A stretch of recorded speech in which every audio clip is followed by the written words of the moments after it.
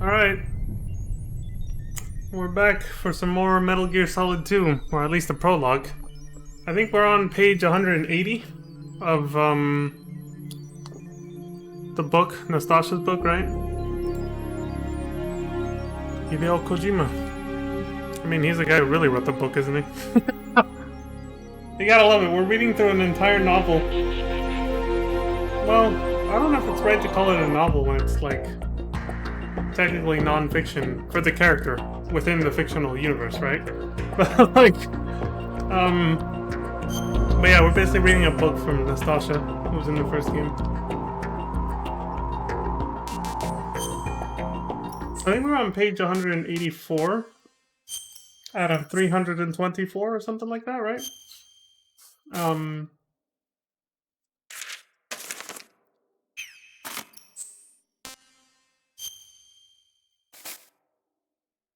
Mr. Peanut Butter Guy, that's how it... This one right here just reminds me of the dude talking about how much he doesn't like peanut butter, but he just still chooses to eat it for some fucking reason. Like what? It was off his rocker. Yeah, there it is. In the darkness of Shadow Moses, the unofficial truth. Nastasha's little like expose, or trying to expose the truth.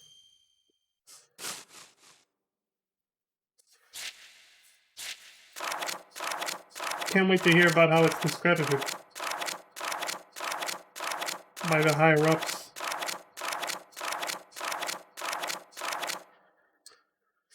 Yeah, 324, yeah. Here we go, this is where I wanted to start. We actually got to 184, I believe. Yeah, we'll just start from there, because it is several pages. But it's because I wanted to make sure there was a context where we left off last time, which was about the Patriots. They name dropped this new entity, or... Well, yeah, this new entity. Nothing's really known about him. When, what's his name again?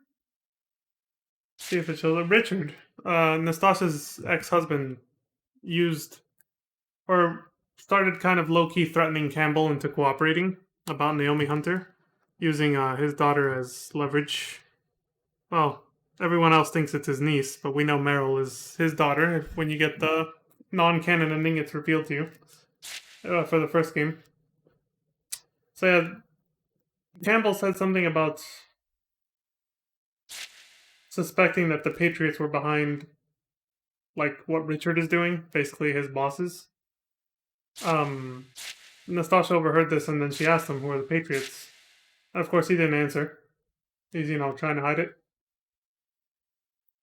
Saying it's nothing she needs to know, yada yada. And she also told Nastasha not to tell Snake things he doesn't need to know. Which is why she never brought it up. That's probably the explanation, or the excuse for why she never brought any of this up, basically. Of course, this is all what this really is. This whole book is really just a retcon, showing like what was actually happening behind the scenes with Nastasha during that whole mission, Metal Gear Solid 1, basically. It's really just them adding to that story to set up the story for this game, for Metal Gear Solid 2.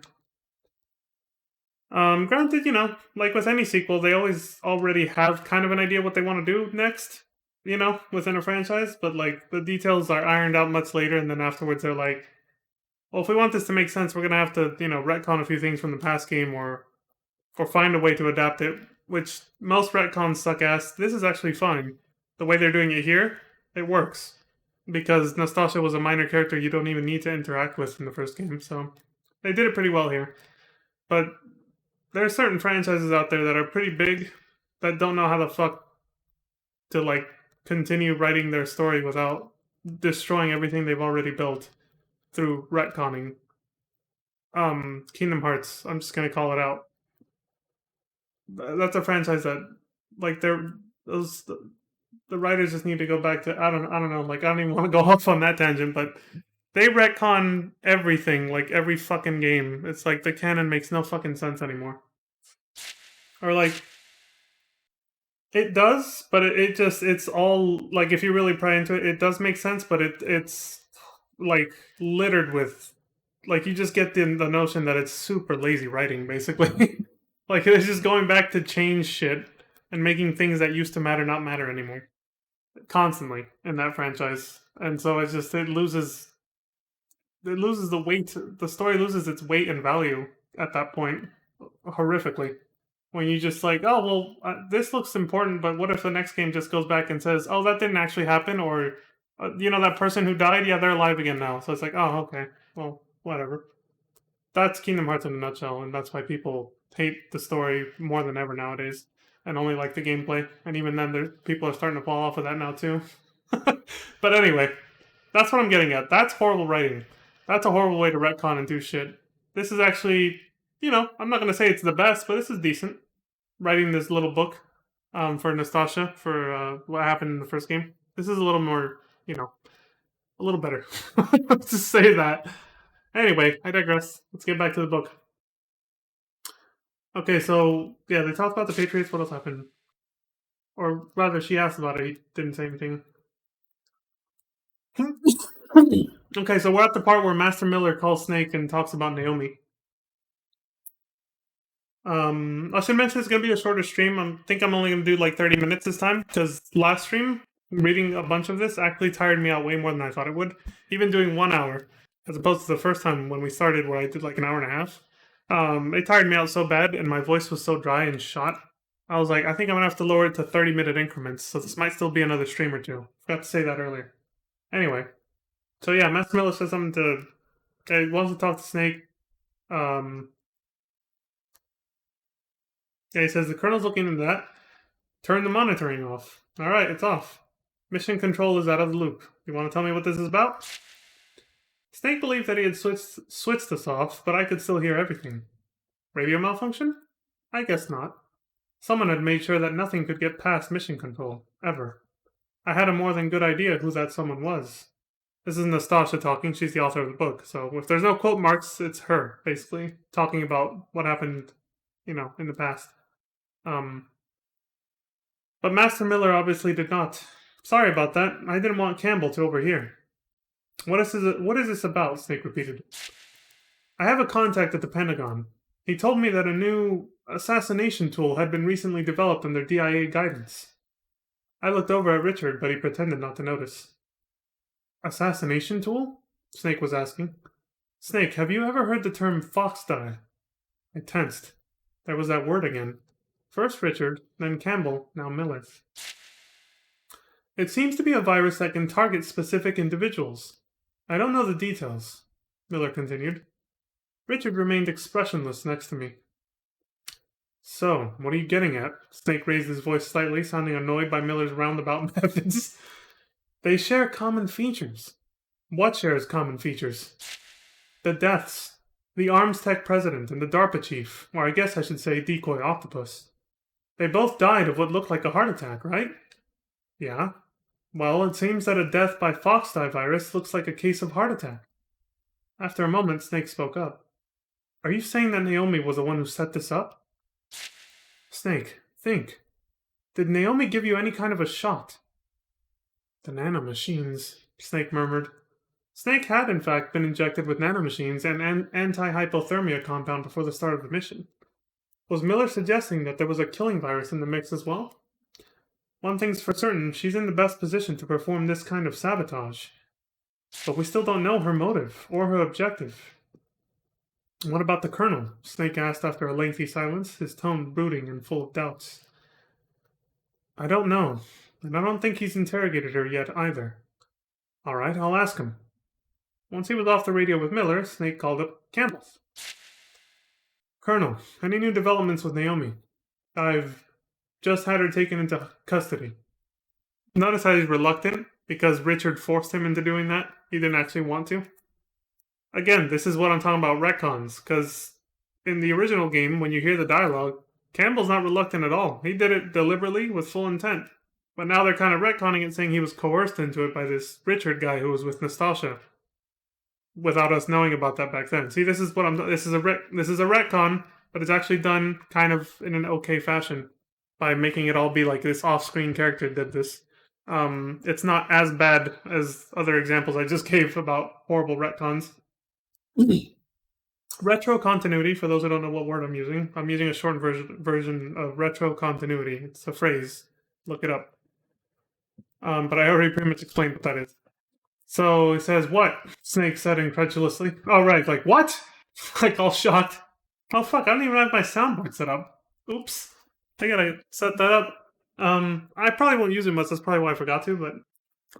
She was sending a coded transmission to an Alaskan location. I don't want to believe it, but she's definitely one of the terrorists. Campbell sounded anguished. Are you sure? There's very little doubt. One second. She's being interrogated right now. What kind of interrogation? I don't want to resort to force, but we don't even have thiopentothal on hand. Why does the name of this shit keep changing? First of all, he said, in the actual game, he said sodium pentothal, didn't he? Because I had to Google that shit and looked up like how it actually works as like truth serum and all that. But now he's calling it thiopentothal. Let me see if this is working. What? Yep. Let me know if you learn anything. Unaware of the machinations behind this latest development, Snake ended the communication. I longed to tell him the truth, but knew that Richard and his men would never allow that to happen. Despite his growing doubts, Snake continued to penetrate deeper into the hangar. He had almost reached the code interface when a call suddenly came in. Snake, can you hear me? It's Naomi. Naomi! Snake exclaimed in surprise. What are you... Richard tensed and leaned forward. I managed to get to another transmitter. The Colonel and the others haven't noticed yet, Naomi whispered rapidly. Naomi, is it true? What the Colonel says? Yes. But not everything I told you is a lie. Some of it was the truth. Her voice was sorrowful. Who are you, really? I don't know. I don't know what my parents looked like even, or what they were called. I bought the name I use, the whole identity, with hard cash. Remember I told you why I was so fixated on genes? That was the truth. Because you wanted to know who you were. That's what you said. Yes. I don't know what I am. My ethnic background, age? Naomi. There was a pause before Naomi started speaking again in a rush. I was picked up in northern Rhodesia in the 80s. I was an orphan. Rhodesia? During all the guerrilla warfare? Zimbabwe used to be a British colony, There was a sizable Indian population there then. Maybe that's where I got the color of my skin, but I'm not even sure of that. Naomi, why dwell on the past? If you can understand who you are now, isn't that all that really matters? Understand what I am myself? No one could ever understand me, least of all myself. Naomi's voice was suddenly defiant. I was always searching for myself, alone. Until I met my brother and him. Your brother? Snake asked. Yes. Frank Yeager. What did you say? Snake was taken aback. He was a child soldier, too. He found me almost dead of starvation on the bank of the Zambezi and fed me from his own small ration of food. Child soldiers. It is not rare for children to participate in war as combatants in many of the most conflict-ravaged regions of the world. This is especially true for those developing nations where minors account for the majority of the entire population. Oh, shit. Minors accounting for the majority of the population? A harsh regimen can and does turn innocent children into the most brutal of soldiers. Well, yeah, because children aren't emotionally developed and cognitively developed enough to have the same level of empathy as most adults. From what I've heard, most, if not all, children diagnosed as psychopaths by psychologists, I believe. So, yeah, they actually make perfect soldiers and tools for war when you don't give a shit about any kind of like ethics and morality or just, you're just a sociopath or a psychopath and don't care. Yeah, you can make children into excellent killing machines. So yeah, children, yada yada. A harsh regimen can and does turn innocent children into the most brutal of soldiers. In many cases, various drugs are used to numb the natural fear response. Well, yeah, because a kid will still be scared, that's true. So if you don't want them to run away from the front lines, drug them, sure. The result is an obedient killing machine whose bravery, quote unquote, marks them out for posting to the front lines of the fiercest battles and to scouting duties in the minefields. Damn. Little kid body parts everywhere from stepping on landmines, I bet. And yeah, bravery in quotes, because if you're not even scared in the first place, then you can't really be called brave for doing something that you're not even afraid of doing in the first place, right? It's just psychopathy. Or psychopathy, I don't know how to pronounce it. Yes, the man you destroyed is my brother, Frank Yeager, my only family, Naomi said quietly. That's impossible. Gray Fox is your brother? Snake could not hide his perturbation. We managed to survive hell together, all because he protected me. He was everything to me. He was the only witness to my existence, and the only one who made me feel like a real human being. Gray Fox. Wait, Gray Fox brought you to the States? No. We met him in Mozambique. Him? Something seemed to click within Snake. Excuse me. You mean Big Boss? Yes. He led us here. Finally made us free. But Frank went with Big Boss back to the wars. When he came home to me, he was. Naomi broke off. The silence spoke of smoldering anger, of irreparable loss. I promised myself that I would get you. You broke my brother. You as good as killed him. That's why I joined Foxhound, because I knew that I would run into you sooner or later. Well, you've got your chance now. Snake seemed to be taking all this in stride. He was no doubt accustomed to being the target of the enmity of others. Yeah, he's used to getting aggro. Of course he does. He's been in so many wars and killed so many people, of course. Yes, I've waited 2 years, just for a chance to kill me. Exactly. 2 whole years, waiting for you and no one else, yearning for revenge. It's almost like being in love. This is true. Actually true. Like, she's not just trying to be weirdly cryptic and poetic here.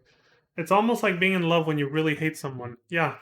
The same neurologists have confirmed this. The same part of your brain that lights up when you're in love lights up when you hate someone with a passion.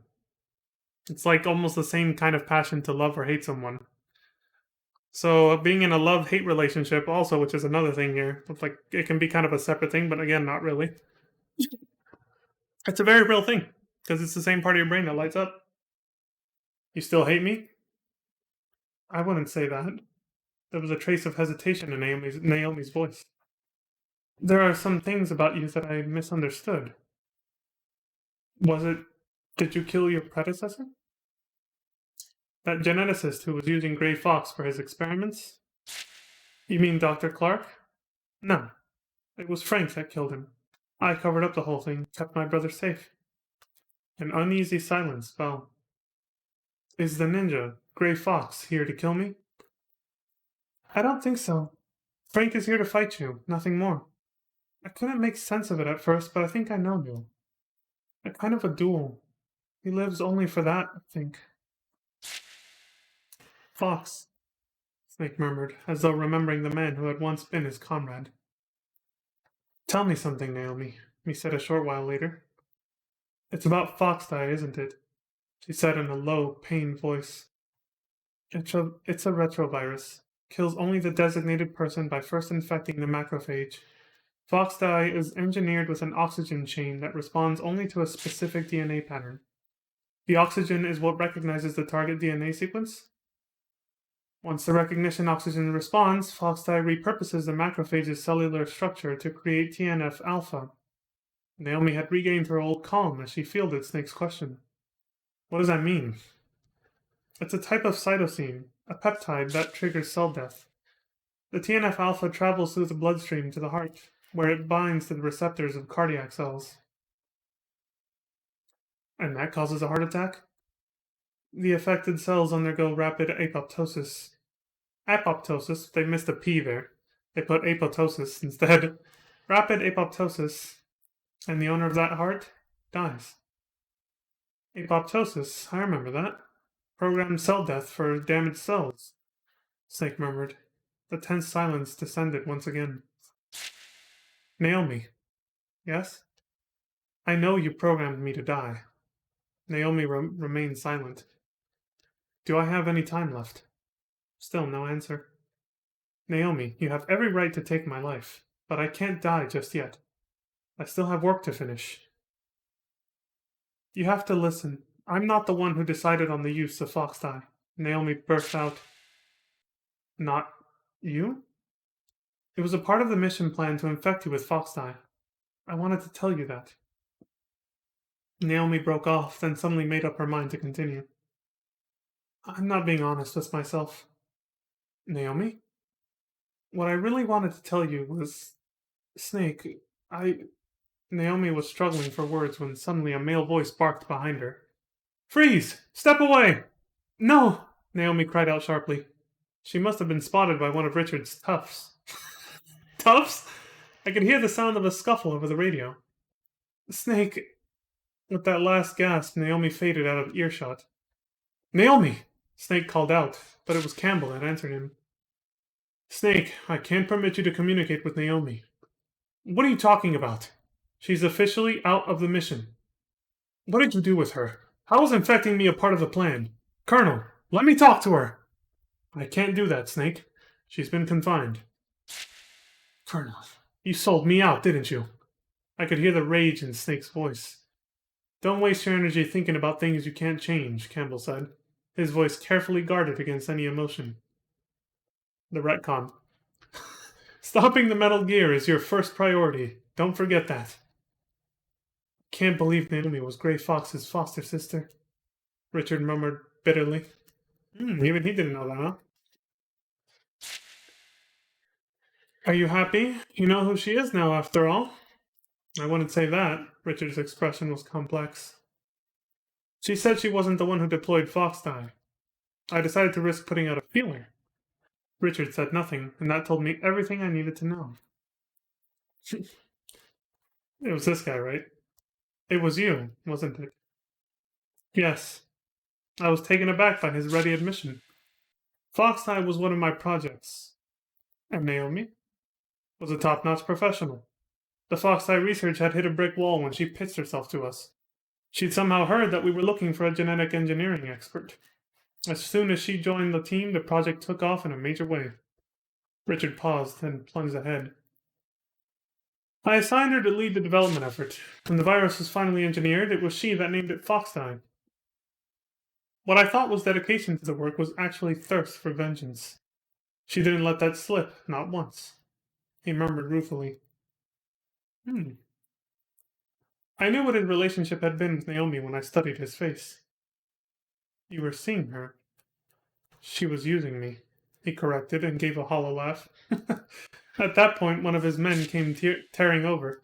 After an urgent whisper, Richard's face grew grim. What happened? Master Miller wasn't Master Miller. Richard was visibly shaken. What? The man I sent to investigate Miller just reported in. He found Miller murdered in his home up in Alaska. Who was it that we were talking to then? But there was no one who could provide an answer to that question. This is like right before Snake puts in the palp keys, then, before Miller's exposed, and Campbell tells Snake about it. Around the same time, on Shadow Moses, Snake had finally made it past the enemy's defenses and successfully re-entered the launch code. But something was amiss. As the code was accepted, an alarm was triggered. Launch code entered, an electronic voice intoned. All systems ready. Stand by for missile launch. Snake stared around him, aghast. No! I just overrode the launch authorization, he cried. His questions were answered by an unexpected source when a radio call came in. Thank you, Snake. It was Miller, or rather an imposter who had taken the murdered man's identity. The launch preparations are now complete. Nothing can stop Metal Gear now.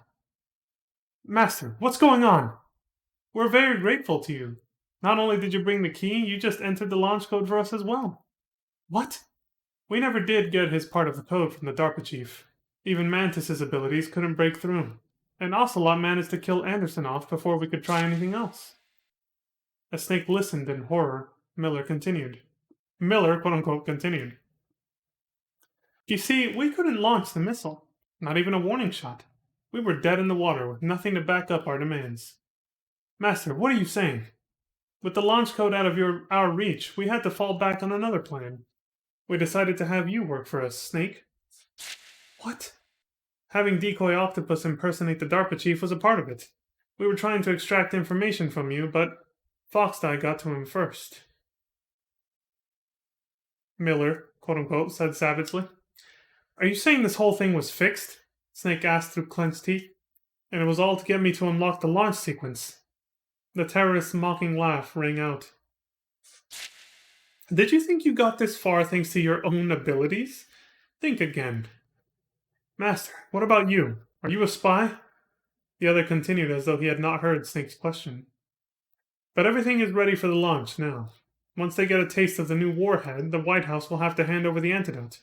And they'll have nothing on us anymore, ever again. Have nothing on you? What do they have on you now? The Pentagon's already accomplished what it set out to do with you. It happened right there in that torture chamber. You're the only one who's in the dark. It's not fun, is it, Snake? He sneered. Who are you? I'll tell you, if you manage to get to me. Where are you? Very close, Snake. Very close. I like the other line, where he says, very close by, after a long pause. Campbell suddenly broke in. Snake, that's not Miller. Hello, Campbell. It's a little late for that. The imposter said mockingly. Master Miller's body was discovered at his home. He's been dead 3 days. We didn't know sooner because the communication was down. According to Mei Ling, the transmission is originating inside that base. Then who are you? You've been talking to me all along, the man responded. Snake? His voice suddenly changed and I knew who it was. So did Snake. Liquid! Snake broke off communications and started to run. They're skipping the gas chamber part. Metal Gear had already been activated by the time Snake reached it. Liquid was about to climb into the pilot's seat when Snake called out to him. The barrel of his SOCOM pointed straight at Liquid. Liquid!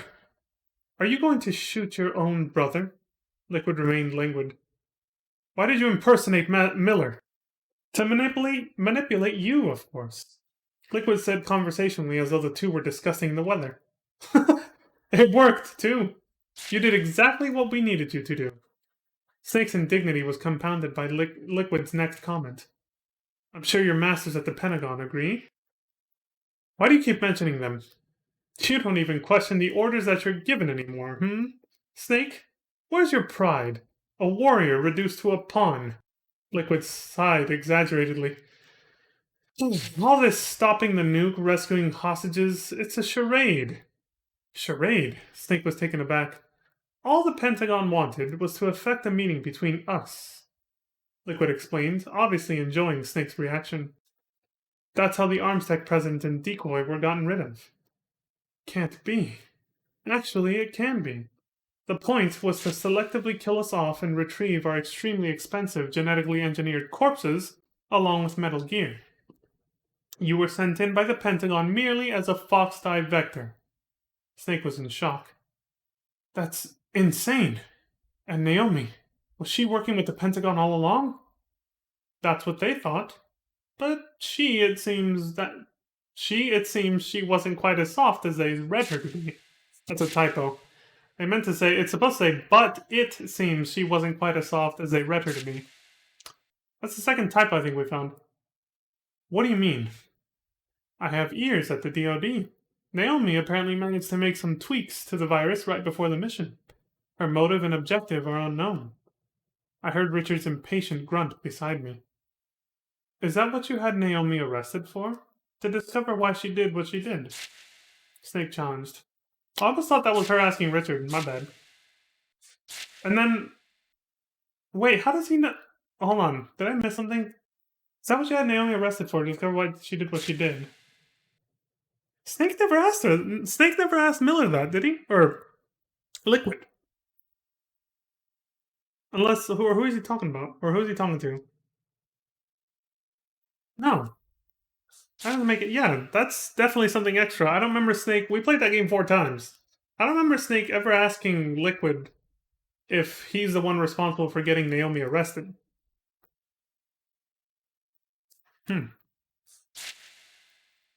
That's a little weird. Yeah, because he said he had an ear in the Pentagon, but he never said he had any kind of like real power over what was happening. Maybe just because the dialogue was so different, I didn't understand. Maybe he was implying that. Whatever. So Snake challenged that. He said that, apparently. And then Liquid responded, "Very good. It's disappointing that it was nothing more than a run-of-the-mill revenge scheme. But we still don't know what kind of changes she introduced to Foxdie." Liquid fell silent for a moment, then continued. "But enough of that. I've already added Foxdie antidote to my list of demands to Washington." "There's an antidote?" Snake asked in surprise. "There should be. Hunter would be the only one to know, but even that may not be necessary." "Why not?"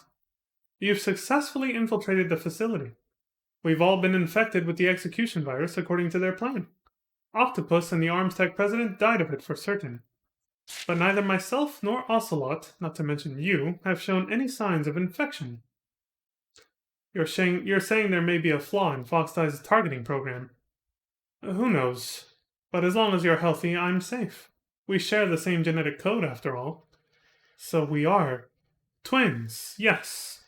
But not in the ordinary sense. Excuse me. We're the flip sides of a counterfeit genetic coin.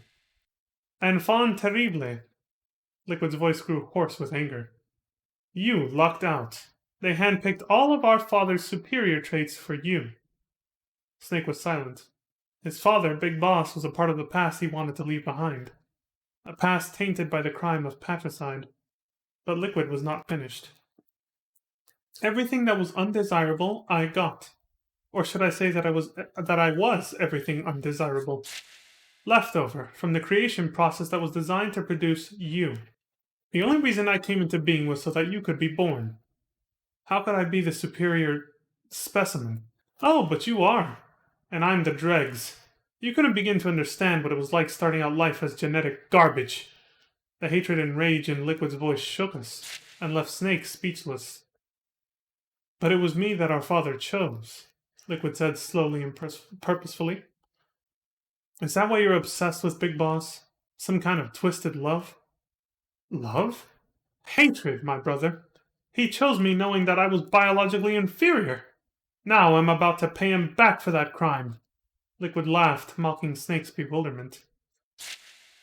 Where am I at? Okay. "You couldn't understand that either. Someone who got the chance to kill his own father wouldn't. You managed to deprive me even of that revenge. But I will accomplish what our father dreamt of and never achieved. That's how I'll kill him. By surpassing him." Liquid ended his proclamation by leaping into Metal Gear's cockpit. Snake fired a burst from his SOCOM, but the bullets ricocheted off Metal Gear's armor. "Damn!" Snake gnashed his teeth as Liquid called out mockingly from the cockpit. "Snake, count yourself lucky. You get to die by the greatest weapon the world has ever seen. It's the least I can do for my brother." Metal Gear, already in activation mode, started to stir. A high-pitched noise, like the whine of a turbo engine, began to sound as Liquid's voice boomed out of the amplifier. "I'll give you an advance showing of what the rest of the world will learn soon. That the 21st century will belong to a devil they don't know." Metal Gear struck at Snake like a living thing. Its state-of-the-art composite armor was virtually impregnable to all but high-yield explosives like heat, high-explosive anti-tank. Did I read that a little too fast? Hold on. Yeah, no, I got it right. That's what I mean. I start to get a little tired from reading it out loud, and then I start to rust through certain things. And then I'm not sure if I skipped over certain words. But no, we're fine. But Dr. Emmerich had advised Snake to take out the radome and knock the sensors offline in a bid for survival. Snake struck again and again, but he was fighting a difficult battle, given Metal Gear's immense firepower and agility. Finally, one of Metal Gear's huge feet lashed out towards Snake in a crushing blow. "It's time to die, Snake!" Liquid called out. The foot hit the floor with a deafening crash. Snake, however, had escaped. Someone had pulled him out of the foot's path at the last second. "Get out of here, now!" The voice was a familiar one. "Gray Fox!" Snake cried out. A ninja, or rather Gray Fox, launched a fiery arc towards Metal Gear, destroying the radome. The tank froze in confusion for a second, and Snake and the ninja found cover during that brief lull. "Why, Fox? Why are you helping me?" "I'm a captive, Snake. Death is my prison. You're the only one who can release me."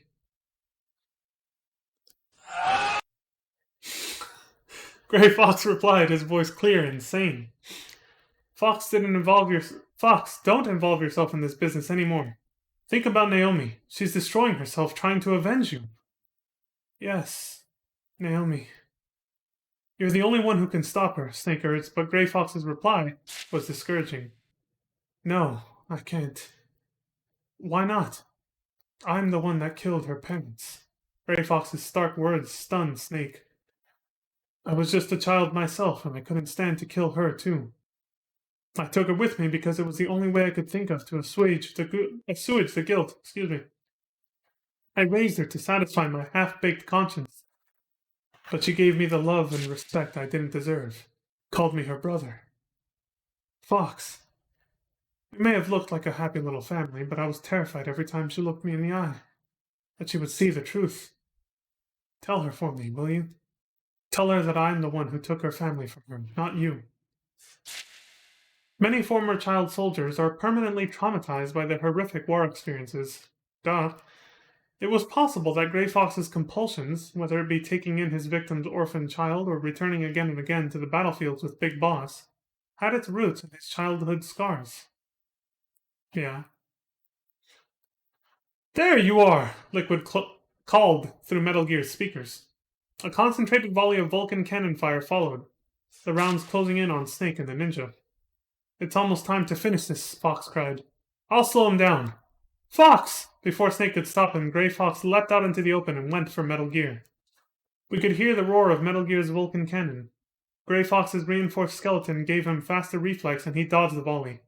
But the next second, his body had been plucked up by Metal Gear's massive jaw. I like how they're kind of changing how it happened, because first his arm got chopped off by the laser, actually, but whatever. Fox! Snake's shout reverberated throughout the hangar. Metal Gear's engine revved louder and Fox's reinforced skeleton creaked audibly. How long will his bones hold out? Snake? Are you going to abandon him? Liquid taunted, but Fox was far from dead. A cornered fox is one of the most dangerous animals. Laser fire burst from Fox's right arm and Metal Gear's radome exploded. Liquid was now blind, since Metal Gear's cockpit was completely sealed from the outside. They didn't give you a Fox rank for nothing, old comrade, but this is where it ends. Liquid's unamplified voice called out. He had apparently discarded the cockpit hats to use his own eyes and ears in lieu of sensors. The next thing we heard was an explosive crash. Was Gray Fox now under Metal Gear's foot? My fear was confirmed by the ominous and unmistakable sound of Fox's reinforced exoskeleton creaking under pressure. At the same time, we heard Fox's gasping voice. Finally, I can finally die, and with you as my witness. After Zanzibar land, they took away the fight from me.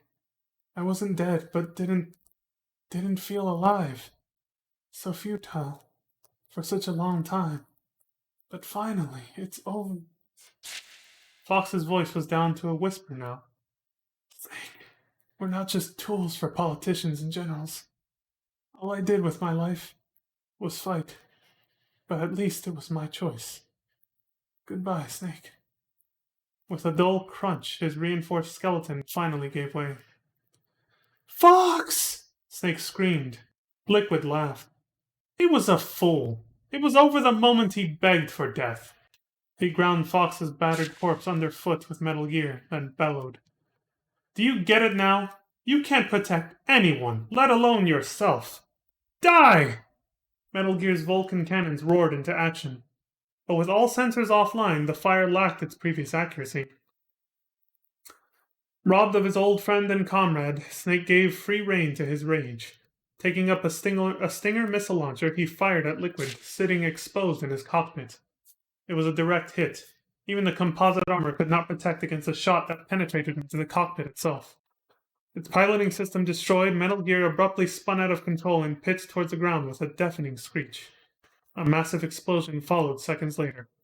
Snake, caught in the blast, was bodily thrown across the hangar and knocked unconscious.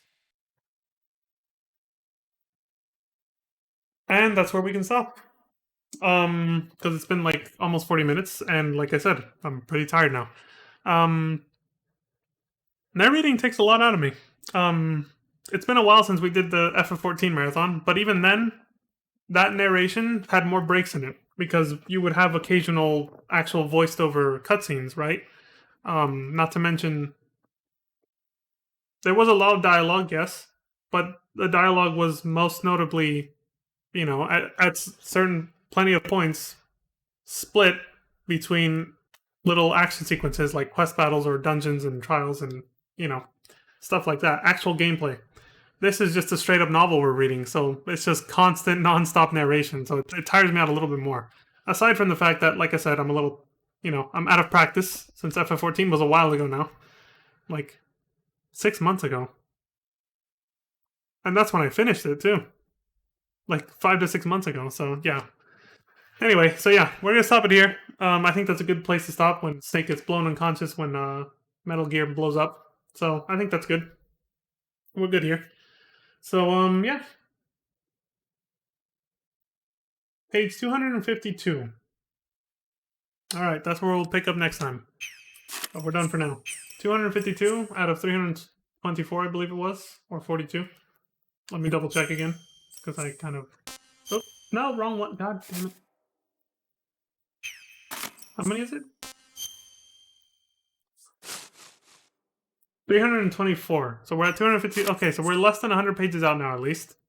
So we may finish next stream, which will be tomorrow. We may not. I don't know.